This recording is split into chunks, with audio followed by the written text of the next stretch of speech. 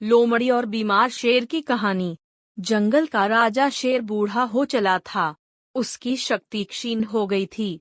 उसमें इतना बल शेष नहीं था कि जंगल में जाकर शिकार कर सके। इस स्थिति में उसके समक्ष भूखे मरने की नौबत आ गई थी। एक दिन अपनी गुफा में बैठा भूखा शेर लायन सोचने लगा कि यदि यही स्थिति रही तो उसकी मृत्यु निकट है। उसे कोई न कोई उपाय सोचना होगा ताकि बैठे बिठाए ही भोजन की व्यवस्था हो जाए। वह सोचने लगा और कुछ ही देर में उसे एक उपाय सूझ गया। एक चिड़िया की सहायता से उसने पूरे जंगल में अपने बीमार होने की खबर फैला दी। जंगल के राजा शेर के बीमार होने की खबर सुनकर जंगल के जानवर उसका हालचाल पूछने उसके पास पहुंचने लगे। शेर इसी ताक में था आकार। जैसे ही कोई जानवर उससे मिलने गुफा में प्रवेश करता, वह उसे दबोच कर मार डालता और छककर उसका मांस खाता। हर दिन कोई न कोई जानवर उसे देखने आता रहता और शेर को गुफा में ही शिकार हाथ लग जाता। उसके दिन बड़े आराम से गुजरने लगे। अब उसे भोजन के लिए जंगल में भटकने की आवश्यकता नहीं रह गई थी।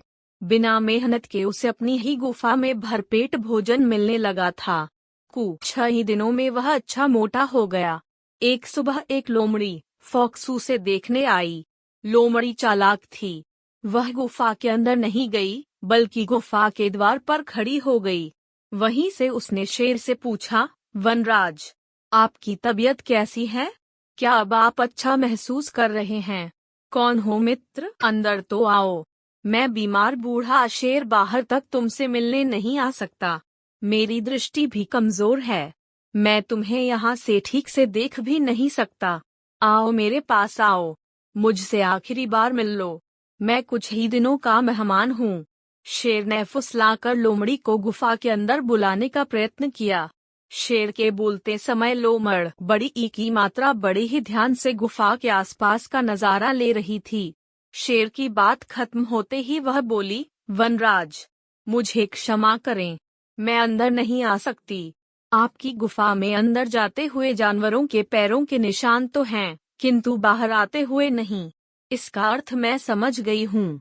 सब कुछ जानते बूझते हुए भी यदि मैं अंदर आ गई तो उस जानवरों की तरह मारी जाऊंगी जिनके पैरों के ये निशान हैं।